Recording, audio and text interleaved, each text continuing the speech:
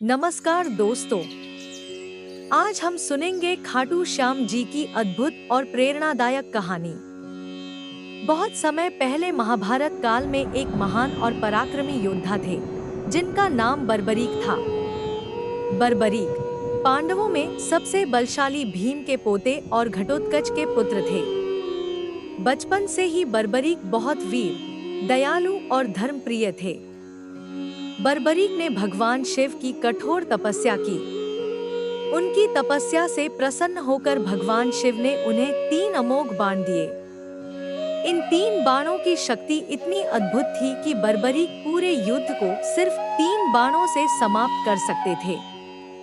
इसी कारण उन्हें 3 बाणधारी भी कहा जाता है। जब महाभारत का युद्ध शुरू होने वाला था, तब बर्बरीक ने अपनी माता से युद्ध देखने और उसमें भाग लेने की इच्छा जताई। उनकी माता ने उनसे एक वचन लिया कि वे हमेशा कमजोर पक्ष का साथ देंगे। बर्बरीक ने अपनी माता को यह वचन दे दिया। जब बर्बरीक युद्ध भूमि की ओर जा रहे थे, तब रास्ते में भगवान श्री कृष्ण एक ब्राह्मण का रूप धारण करके उनसे मिले। श्री कृष्ण ने बर्बरीक से उनके 3 बाणों की शक्ति के बारे में पूछा। बर्बरीक ने कहा कि उनका एक ही बाण पूरे युद्ध को समाप्त कर सकता है।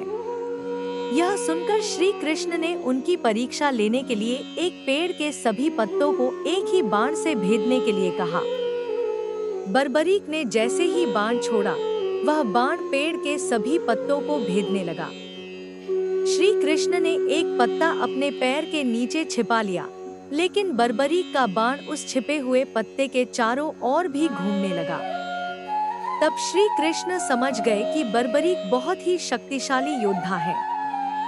श्री कृष्ण जानते थे कि अगर बर्बरीक युद्ध में शामिल हो गए, तो उनका वचन कि वे हमेशा कमजोर पक्ष का साथ देंगे, युद्ध का परिणाम बार बार बदल सकता है और युद्ध कभी खत्म नहीं होगा। इसलिए श्री कृष्ण ने बर्बरीक से दान में उनका शीश मांग लिया। बर्बरीक ने बिना किसी संकोच के अपना सिर दान कर दिया। उनकी इस महान भक्ति और बलिदान से प्रसन्न होकर श्री कृष्ण ने उन्हें आशीर्वाद दिया कि कलयुग में लोग तुम्हें मेरे ही नाम श्याम से पूजेंगे। इसके बाद बर्बरीक का शीश युद्ध भूमि के पास एक ऊंची पहाड़ी पर रख दिया गया, जहां से उन्होंने पूरे महाभारत युद्ध को देखा। कहा जाता है कि बाद में उनका शीश राजस्थान के सीकर जिले के खाटू गांव में मिला और वहीं उनका भव्य मंदिर बनाया गया। आज लाखों भक्त खाटू श्याम जी के दर्शन करने आते हैं और सच्चे मन से मांगी गई उनकी मनोकामनाएं पूरी होती हैं। इसीलिए खाटू श्याम जी को हारे का सहारा भी कहा जाता है, क्योंकि वे हर उस व्यक्ति की मदद करते हैं जो सच्चे मन से उन्हें